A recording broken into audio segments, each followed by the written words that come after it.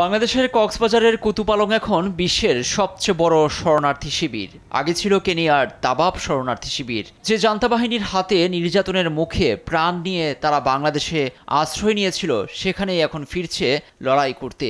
তবে এ লড়াই সরকারি বাহিনীর বিরুদ্ধে নয়, রাখাইনের সশস্ত্র গোষ্ঠী নৃতাত্ত্বিক আরাকান আর্মির বিরুদ্ধে। তাদেরই রোহিঙ্গাদের একজন রফিক।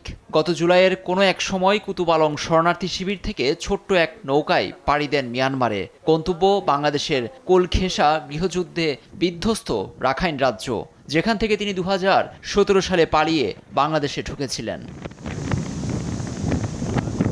এসব নিয়ে সোমবার এক প্রতিবেদন সামনে এনেছে বার্তা সংস্থা রয়টার্স। উঠে এসেছে চাঞ্চল্যকর তথ্য। কক্সবাজারের আশ্রয় শিবিরগুলোতে বসবাসরত 11 লক্ষাধিক রোহিঙ্গার মধ্যে রফিকের মতো হাজারো বিদ্রোহী এখন সক্রিয়। নানা প্রলোভন দেখিয়ে চলছে সদস্য সংগ্রহ, যে কাজটি করছে খোদ জান্তা। এক প্রশ্নে রফিক জানান, যে করেই হোক মিয়ানমারে ফিরতে হবে, সামনে আর পথ খোলা নেই।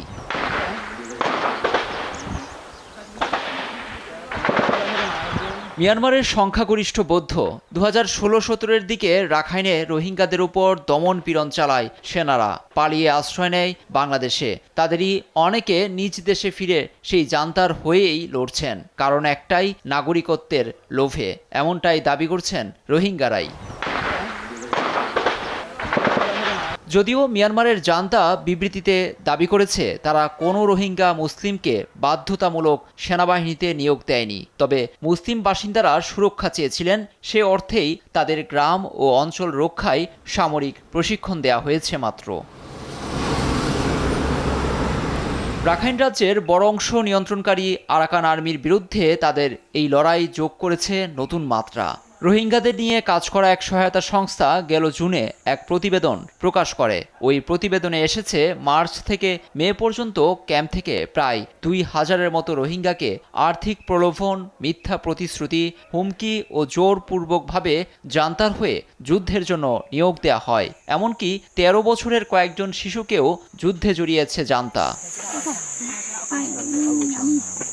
এ বাস্তবতায় রাখাইনে আরাকান আর্মির অগ্রযাত্রায় কিছুটা ধীরগতি এসেছে। চলতি বছরের গোড়ার দিকে যেভাবে এগোতে দেখা গেছে সশস্ত্র গোষ্ঠীটিকে, সে অর্থে বদলেছে দৃশ্যপট। কারণ হিসেবে দেখা হচ্ছে রোহিঙ্গাদের অনেকে সরকারি বাহিনীর হয়ে লড়াইয়ের যোগ দেয়াকে, যেখানে আরাকান আর্মির ধারণা ছিল স্বল্প সময়ের মধ্যেই হয়তো দখল নিতে পারবে রাখাইন, কিন্তু তাদের ধারণা ভুল প্রমাণ হয়েছে, এমনটাই বলছেন রাজনৈতিক বিশ্লেষকরা।